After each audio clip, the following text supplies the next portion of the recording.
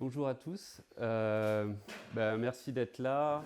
Merci à Capitole du Libre, à notre bénévole Noah qui est là, qui fait la captation. Voilà, sans eux, il n'y aurait pas de Capitole du Libre. Donc merci et merci à vous d'avoir choisi cette conf et d'être là. Allez, on démarre. On va parler bien sûr de comment se débarrasser de Chrome OS sur les Chromebooks. Et je vais démarrer par une petite intro.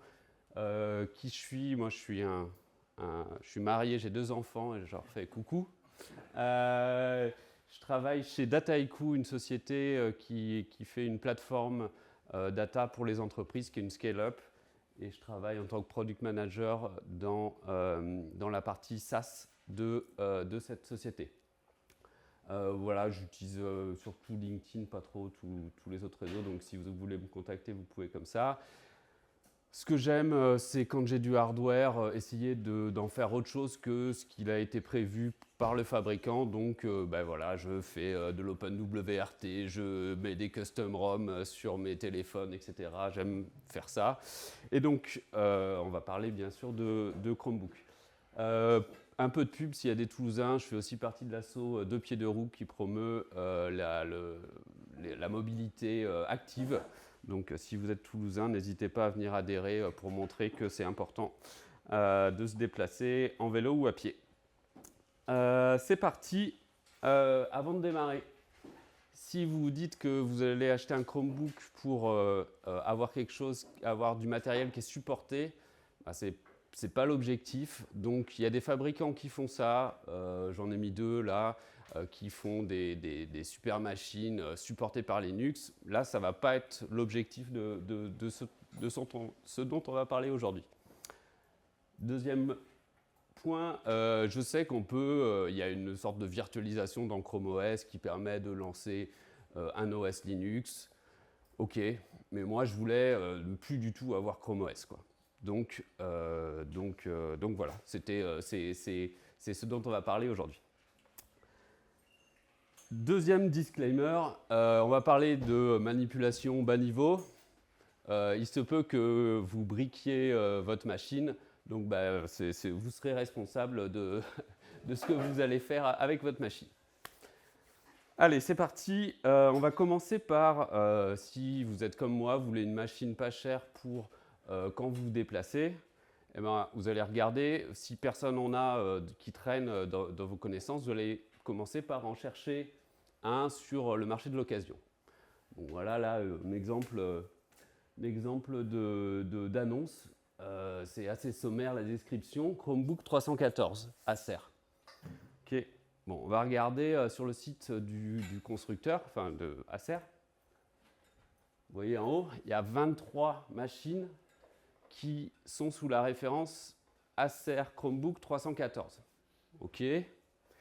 Donc si on va un peu dans le détail, je vous en ai mis 2 là, on voit qu'il y a des machines qui ont vraiment rien à voir. Gauche, processeur ARM Mediatek, droite x86, 720p de résolution de l'écran, de l'autre côté 1080, 4 Go de RAM, 8 Go de RAM, donc juste avec ça, c'est pas possible. Donc là, ce qu'il faut que vous fassiez si vous êtes dans ce cas-là, vous demandez au vendeur de prendre une photo de la référence qu'il y a derrière, et là vous allez pouvoir voir normalement quelque chose qui est comme ça et qui va vous permettre de savoir réellement ce qu'il y a dans la machine. Donc ça c'est le premier tips. Ensuite, c'est des machines souvent qui sont utilisées de manière secondaire, donc très souvent vous avez des machines de super qualité, les gens ne les utilisent pas, vous pouvez les négocier entre 30 et 50 euros pour un truc hyper nickel. Donc n'hésitez pas. Et sinon ça traîne en fait, ça traîne et ça fait des déchets qui ne servent à rien, quoi. Donc voilà, c'est un bon moyen. Moi j'en ai plusieurs, donc tout ce dont je vais vous parler aujourd'hui, je l'ai fait et j'en ai acheté. Ça existe à 64 Go de stockage, ouais. C'est pas de la mémoire. Non, c'est des petites, c'est toujours des petites machines. Ça c'est une machine que j'ai d'ailleurs, celle un mélange des deux, et qui date de 4-5 ans, quoi. Mais comme elles n'ont pas été beaucoup utilisées, notamment les batteries sont super bonnes. Maintenant que vous avez trouvé un Chromebook, Donc, vous l'avez vu au départ, il y a de l'ARM et de l'X86. On va commencer par les machines X86 parce que c'est celles qui sont le plus souples pour installer ce qu'on veut. Et après, un peu plus compliqué mais plus sympa, c'est les machines ARM. Plus sympa, bon, je vais vous expliquer pourquoi. Deux projets qui existent, Mr. Chromebox. Mr. Chromebox, on va voir après, c'est un firmware qui va vous permettre de, très simple, une fois que vous l'avez installé, très simplement, je ne vais pas tout vous dire, je vais très simplement après installer n'importe quel OS qui est compatible UEFI, donc ça ouvre la porte à peu près tout. Et ce forum qui est chez Ultrabook, qui est super pratique pour tous les petits tips, parce que c'est quand même du matériel qui est spécifique et qui est pas forcément, enfin, qui est moins utilisé que les machines, que les autres machines. Donc des fois, il y a des petits tips. Là, il y a un thread qui est posté sur l'audio, par exemple. Mais bon, moi, en tout cas, mon expérience, c'est que j'ai même pas eu besoin d'utiliser ces tips-là, ça marchait out of the box. Maintenant, comment on fait? Parce que bon, je voulais vous partager comme je l'ai fait, autant que vous sachiez le faire. Alors, l'état, donc Google a utilisé pour le bootloader qui fournit aux fabricants un projet open source qui s'appelle Coreboot. Voilà, Coreboot, c'est open source, on peut booter plein de choses et plein de différentes manières. Sur ça, ils ont ajouté un payload qui s'appelle DevCharge, qui est spécifique à eux et qui leur permet de booter le Chrome OS. Quand vous passez, ça c'est out of the box avec la machine. Quand vous passez en developer mode, vous allez pouvoir booter des OS UEFI normaux, mais Google a forcé le fait que ce boot normal peut se faire que sur le média USB. Donc, c'est-à-dire que si vous êtes là, comme celui-là, hein, parce que c'en est un, il aurait fallu avoir une clé USB pour pouvoir booter sur ce média. Donc, c'est là où on va... C'est-à-dire que par défaut, sans aller changer le bootloader, on ne va pas pouvoir installer sur le disque et être autonome sur le disque pour installer un OS normal. Heureusement, avec Mr. Chromebox, on va pouvoir faire ça. Comment est-ce qu'on va le faire? On va activer le developer mode. Donc là, il y a un set d'instructions à faire sous Chrome OS. C'est facile. Ça wipe par contre les datas. Donc voilà, faites-le. Juste une question sur ça. Est-ce que c'est valable pour les Chromebooks achetés il y a 3-4 ans? Oui. 5 ans? Oui. C'est vraiment les très vieux sur lesquels c'est. Enfin, ouais. Moi j'ai testé ce que j'ai testé, c'était avec des machines d'il y a 5 ans à peu près.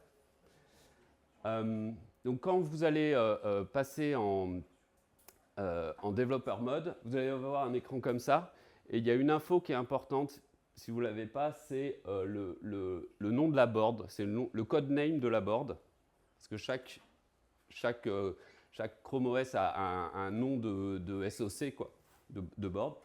Et du coup, ça, il va falloir, c'est ça que vous allez vérifier sur le site de Mr. Chrome Tech pour vérifier qu'elle est supportée. Bon, après, c'est vrai qu'il y a beaucoup de machines, moi, j'ai jamais eu de problème, mais après, voilà, on ne sait jamais, il vaut mieux le faire avant que...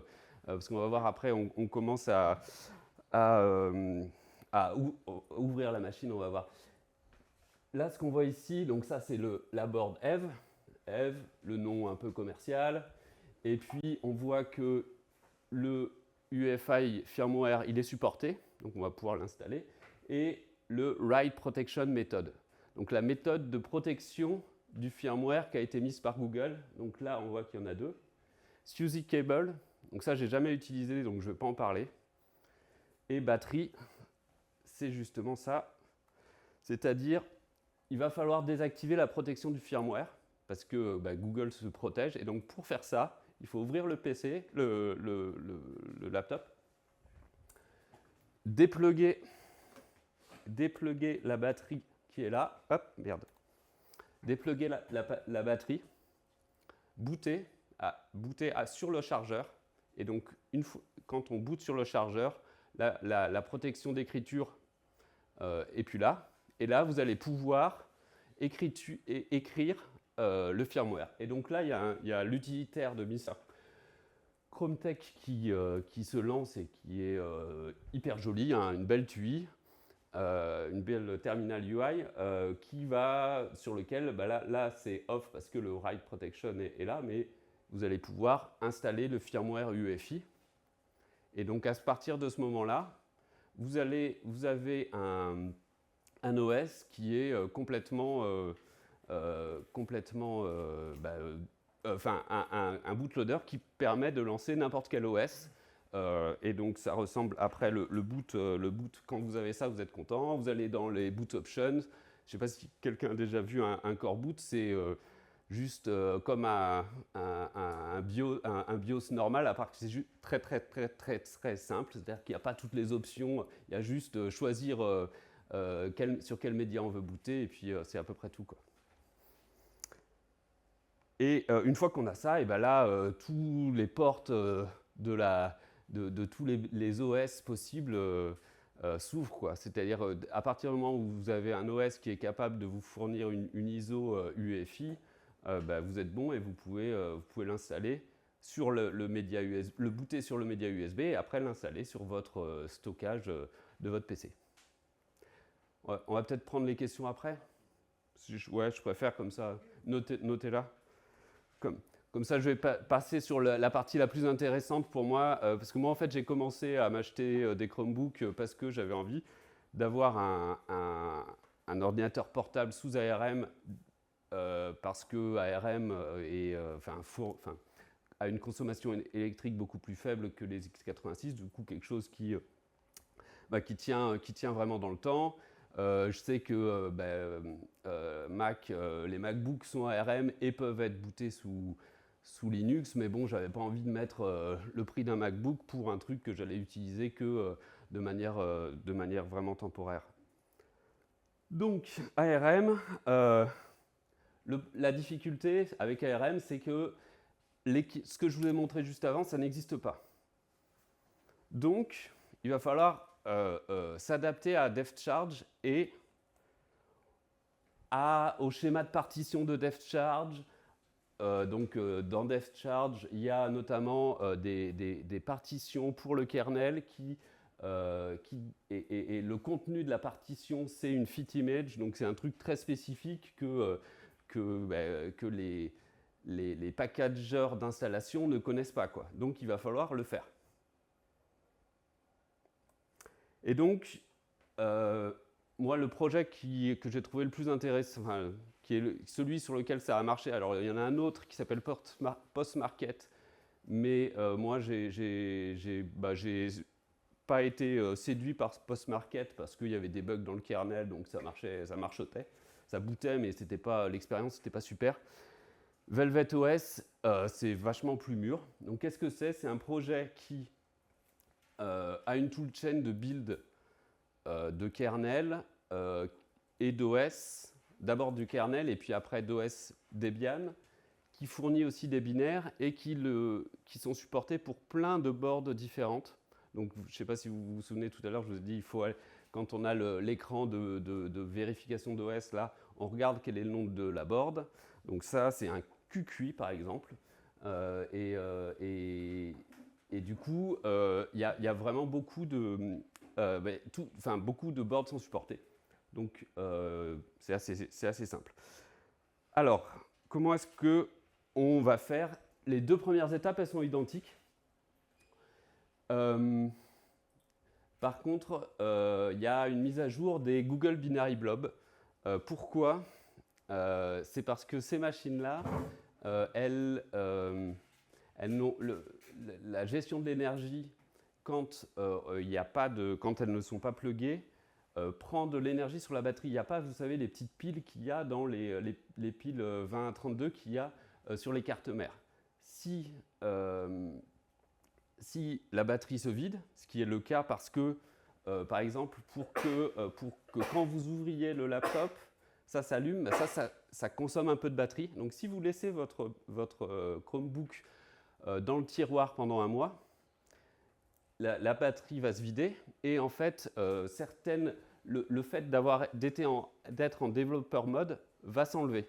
Donc ça, moi, ça m'est arrivé, c'est-à-dire que je n'avais pas fait ça, parce que je n'avais pas trop pigé. Donc je fais l'étape d'après, j'installe tout et je laisse mon laptop dans un tiroir, je le rallume, il n'y a plus de batterie. Le développeur mode est désactivé. Du coup, le secure boot, la vérification que l'OS est bien Google, ça est là. Du coup, il me dit OS non valide. Alors, ce n'était pas une brique parce que j'ai réussi à le recoverer, à faire un recover avec les outils Chrome OS, mais tout ce que j'avais fait avant, c'était perdu, quoi. Donc, il faut bien penser à ça. C'est surtout celui-ci qui est important. Et donc tout ça, c'est documenté dans Velvet OS. Vous inquiétez pas, vous n'avez pas besoin de prendre de photos. Une fois qu'on a fait ça, donc c'est un peu de boulot, mais c'est-à-dire qu'il va falloir démonter la partie arrière, dépluguer la batterie, etc. Mettre le GDB, les binary blobs, là, les mettre à bonne option, comme ça vous êtes tranquille. Et après, vous allez pouvoir prendre ces images, les booter sur USB. Et là, de manière magique, vous allez booter sur l'USB.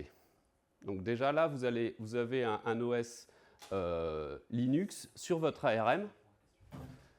Et maintenant, qui boot sur l'USB. Et maintenant, il va falloir l'installer sur le stockage MMC ou NVMe de votre disque. Donc là, il y a deux manières de faire. À l'époque, il n'y avait que des commandes pas à pas, donc c'est aussi sympa, c'est-à-dire que vous partez du départ, c'est-à-dire refaire les partitions telles que def charge les veut, puis mettre les kernels fit image sur les partitions, vous faites tout à la main et vous mettez votre Debian de cette manière-là.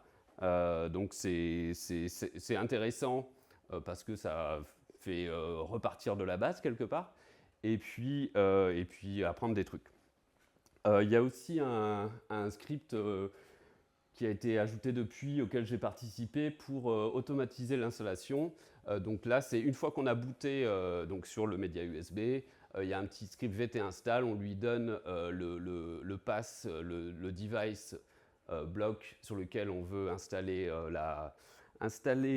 l'OS. D'ailleurs, je n'ai pas dit, mais les OS, c'est Debian et Ubuntu qui sont packagés. Il n'y a que ça, par contre. Là, si vous êtes un fan d'Arch, moi j'ai essayé, mais je n'ai pas réussi à installer Arch sur ARM, sur Linux, sur ces versions, parce qu'il faut compiler le kernel il faut refaire le kernel pour qu'il contienne ce que Arch demande, qui n'est pas tout à fait la même chose que ce que Debian veut. Et pour info, si comme moi vous voulez qu'il y ait de l'encryption, justement c'est ce que j'ai ajouté moi dans vt-install, c'est-à-dire que ces machines-là utilisent Lux pour, mes machines en tout cas, vous avez l'option dans vt-install d'encrypter le disque, et donc au bout ça vous demande un mot de passe qui va être utilisé ensuite pour décrypter le disque. Chiffré. Ouais, bien. Donc voilà les deux liens, et après je vais pouvoir prendre les questions après. Les deux liens, Mister Chromebox pour ce qui est x86 et surtout Velvet OS pour tout ce qui est ARM.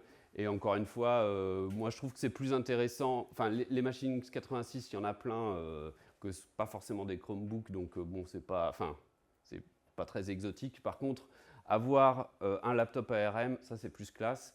Et donc ça c'est plus rare, donc et un peu plus challenging. Donc voilà, moi je vous conseille d'essayer de ça pour faire ça. Je vais pouvoir prendre des questions, c'est tout pour moi. Et si j'ai le temps, Oui. Si j'ai le temps, parce qu'on m'a demandé une démo, donc je pourrais vous prouver que c'est bien une machine ARM. Mais allez-y, les questions. Si... Vous avez évoqué que pour les flasher, Ouais. il fallait avoir la référence d'avant. Ouais. Le titre de correspondance, référence constructeur, référence blanche, il faut l'acheter d'abord. Ouais. De façon développeur, ça c'est là. Bah alors, c'est vraiment pas bien documenté. Enfin, je sais pas si vous avez vu, c'est un bazar. Peut-être vous voulez répondre là? Oui, en fait, il y a une page sur le wiki de Chromium OS où il y a la correspondance entre tous les modèles de laptop et les non-code. En fait. Donc, ok. il y a vraiment une ressource. Alors, c'est pas tout. Ouais, mais parce qu'on voit quand même que par exemple le Acer 314, je suis sûr qu'il y a plusieurs. Tous les Acer 314 avec les non-code. Ouais, mais du coup, si vous avez la référence commerciale, vous ne pouvez pas savoir quelle est la référence. Je pense que c'était ça la question, non? Oui. La référence de. Ouais, autant pour moi. Dans l'autre sens, c'est possible, mais étant donné que pour Acer 314, il y en a potentiellement au moins deux, parce qu'il y a les x86 et les ARM, vous ne pouvez pas, quoi. Pardon, il faut que je répète. Oui, allez-y. Pour les machines ARM, il y a beaucoup de. Enfin, il n'y a pas aucun problème pour utiliser les binaires. Enfin, tous les binaires classiques qu'on veut utiliser, ils sont compilés pour ARM. Ouais. Et recompilés à la main. Ouais. Ok, donc c'est une question sur est-ce qu'il faut recompiler les binaires pour ARM. Et donc la réponse est non, parce que depuis le Raspberry Pi, en fait, tout est dispo et c'est même supporté. Alors par exemple, par contre, Arch, par exemple, il ne supporte pas, enfin c'est pas la même communauté qui supporte la version ARM, mais sur Debian, c'est supporté complètement. Allez, derrière. Tu as dit que ARM c'était bien intéressant pour toi, mais c'est juste intéressant du point de vue du challenge technique pour toi, ou il y a des fonctions un peu plus sympas au niveau d'économie d'énergie par exemple, ou quelque chose comme ça? Oui. Donc la question c'est est-ce que ARM c'est uniquement plus sympa au niveau technique, parce que c'est plus challengeant, ou est-ce qu'il y a d'autres choses? Donc la réponse est non, c'est aussi au niveau de la gestion de l'énergie, c'est le jour et la nuit, quoi. Enfin, alors, c'est pas tout à fait la même puissance non plus, donc on ne peut pas vraiment comparer. Mais par contre, cette machine, je crois que je peux faire 8 heures avec, et c'était pas le même cas. C'était pas le cas sur les x86. Donc il y a vraiment une différence au niveau de l'énergie. Sur les machines en général, les Chromebooks en général, est-ce que tous les périphériques sont supportés? Genre les résolutions de l'écran, est-ce qu'elle est bien supportée? Le micro, la caméra, la souris, Ouais.